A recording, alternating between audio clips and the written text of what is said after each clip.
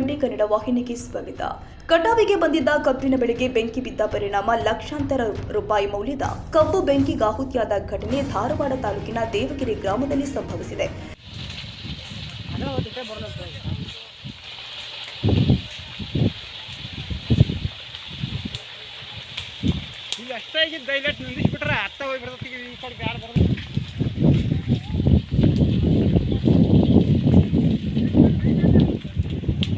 ದೇವಗಿರಿ ಗ್ರಾಮದ ಸುಮಾರು 16 ಜನ ರೈತರಿಗೆ ಸೇರಿದ ಒಟ್ಟು 50 ಎಕರೆ ಪ್ರದೇಶದಲ್ಲಿ ಬೆಳೆದಿದ್ದ ಕಬ್ಬಿಗೆ ಬೆಂಕಿ ತಗುಲಿದೆ.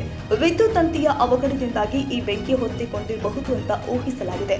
ಇದು ವಿದ್ಯುತ್ ಅವಘಡದಿಂದಾಗಿಯೇ ಈ ಬೆಂಕಿ ಹೊತ್ತಿದೆಯಾ ಅಥವಾ ಬೇರೆ ಯಾವುದಾದರೂ ಕಾರಣದಿಂದ ಬೆಂಕಿ ಹೊತ್ತಿದೆಯಾ ಎಂಬುದು ಸ್ಪಷ್ಟವಾಗಿ ಗೊತ್ತಾಗಬೇಕಾಗಿದೆ.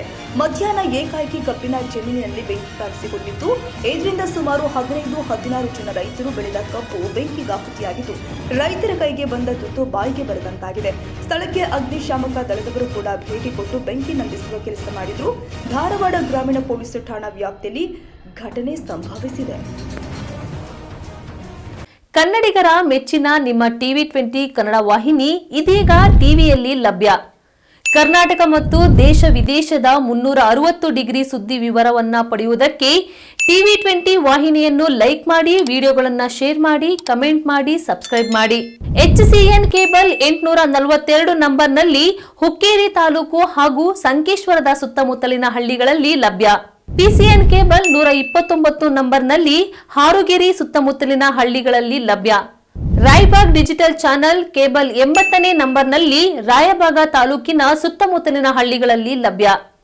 UDCN ಕೇಬಲ್ ನೆಟ್ವರ್ಕ್ ಉಗಾರ ಸುತ್ತಮುತ್ತಲಿನ ಹಳ್ಳಿಗಳಲ್ಲಿ ನಿಮ್ಮ ಟಿವಿ20 ಕನ್ನಡ ವಾಹಿನಿಯೂ ಲಭ್ಯ.